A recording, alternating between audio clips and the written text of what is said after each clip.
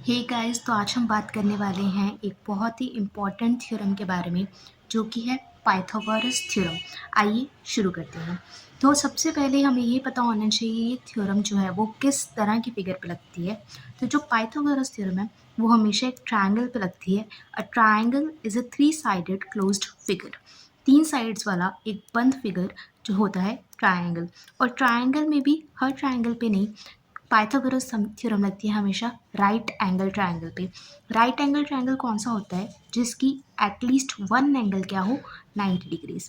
I repeat, right angle triangle पे हमेशा Pythagoras theorem लगता है। और राइट एंगल ट्रायंगल कौन सा होता है? जिसका एटलीस्ट एक एंगल हमारे पास क्या हो, 90 डिग्रीज। तो जैसे कि आप इस फिगर में देख सकते हैं ट्रायंगल ए बी सी, इसमें जो राइट एंगल है वो बी पे है। यानी कि जो हमारा बी है वो क्या हमारे पास एक 90 डिग्री बना रहा है। एंड ए और सी आर एक्यूट एंगल्स।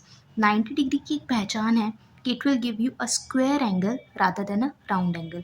अगर आपके पास एक स्क्वायर में एंगल दिया गया है, दैट इज इसका जो मेजर है वो क्या होगा, 90 डिग्रीज। तो in this particular triangle A B C आपके पास जो एंगल बी है वो 90 डिग्री है। सो वी कैन से कि इस ट्रायंगल पे हम पाइथागोरस थ्योरम यूज़ कर सकते हैं।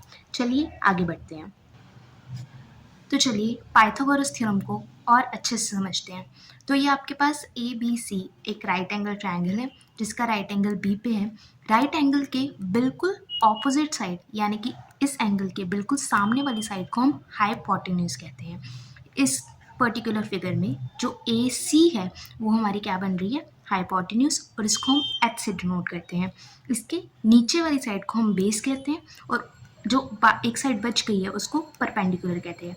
याद रखिएगा, जो बेस और परपेंडिकुलर है उसको हम इंटरचेंज कर सकते हैं, बट हाइपोटेन्यूज को हम चेंज नहीं कर सकते। ये हमेशा जो एंगल के सामने वाली साइड है वो हाइपोटेन्यूज रहती है। तो पाइथागोरस के थ्योरम के अकॉर्डिंग होता क्या है, जो हमारा हाइपोटेन्यूज का स्क्वायर है वो बराबर होता है किसके, परपेंडिकुलर का स्क्वायर और बेस के स्क्वायर को मिलाने पे। यानी कि H square hypotenuse square equals to perpendicular square plus base square. In this particular figure जो ए सी है वो हमारा हाइपोटेन्यूज है। तो A C square equals to A B square जो हमारा परपेंडिकुलर है प्लस बी सी स्क्वायर जो हमारा बेस है। ये हमारी थी पाइथागोरस थ्योरम।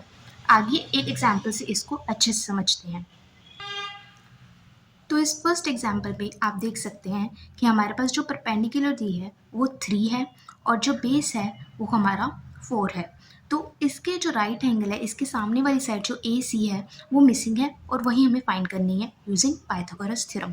तो हमारे पास पाइथागोरस थ्योरम क्या है, hypotenuse square equals to perpendicular square plus base square. Hypotenuse square हमारे पास मिसिंग है, परपेंडिकुलर की वैल्यू हमारे पास क्या है 3, तो हम 3 का स्क्वायर करेंगे प्लस बेस की वैल्यू हमारे पास क्या है 4, तो हम 4 का स्क्वायर करेंगे। दिस मीन्स जो ए सी स्क्वायर यानी कि हमारा हाइपोटेन्यूज स्क्वायर वो किसके इक्वल आएगा, 3 स्क्वायर प्लस 4 स्क्वायर। 3 स्क्वायर की वैल्यू क्या है हमारे पास 9, 4 स्क्वायर की वैल्यू है हमारे पास 16।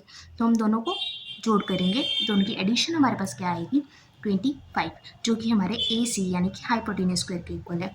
स्क्वायर जब हम उधर ट्रांसपोज करेंगे तो हमारे पास ये अंडर रूट का फॉर्म ले लेगा, यानी कि जो ए सी है उसकी वैल्यू आएगी अंडर रूट ऑफ 25। अभी अंडर रूट को जो हम सॉल्व करेंगे तो लेंथ है और लेंथ की वैल्यू हमेशा पॉजिटिव आती है। तो 25 का अंडर रूट हमारे पास क्या आएगा 5 यूनिट्स, यानी कि जो ए सी है उसकी वैल्यू हमारे पास क्या आ जाएगी 5, यानी कि जो ये ए सी है उसकी वैल्यू हमारे पास 5 यूनिट्स आ जाएगी। होपफुली आपको ये समझ आ गया होगा। चलिए एक और एग्जाम्पल लेते हैं इसको अच्छे से समझने के लिए। सेकेंड एग्जाम्पल में हमारे पास परपेंडिकुलर 35 दिया हुआ है, जो इस एंगल के सामने वाली साइड यानी कि हाइपोटेन्यूज हमारे पास 37 दी हुई है। इसमें जो मिसिंग साइड है बी सी वो हमारा बेस है। तो देखते हैं, ए सी स्क्वायर यानी कि hypotenuse square equals to A B square plus B C square, ये हमारा पाइथागोरस थ्योरम है।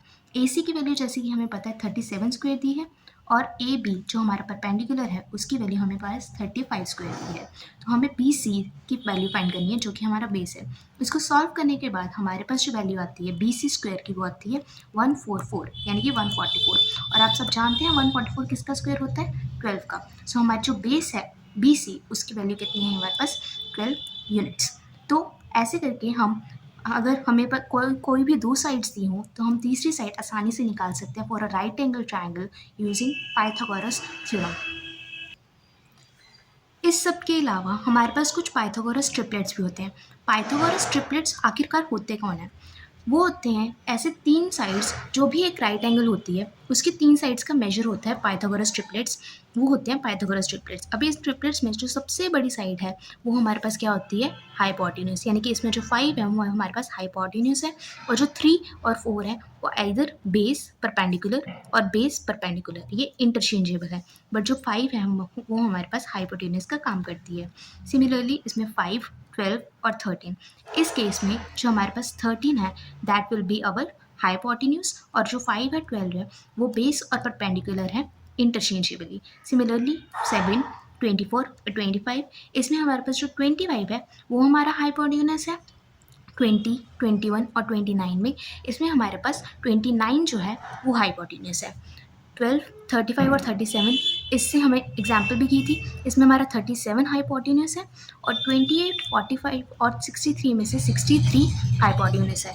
आप चाहें तो इस पे पाइथागोरस थ्योरम लगा के इनको वेरीफाई भी कर सकते हैं। ये कुछ इंपॉर्टेंट ट्रिपलेट्स हैं। अगर आप स्कूल गोइंग स्टूडेंट तो आपको ये याद रखने की ज़रूरत नहीं है, but if you are preparing for a competitive exam तो आई विल सजेस्ट कि आप कुछ ट्रिपलेट्स को याद रख लीजिए। It will be quite helpful in solving the problems. Hopefully आपको ये सब समझ आ गया होगा। Let me know if you have any doubt. Thank you for watching.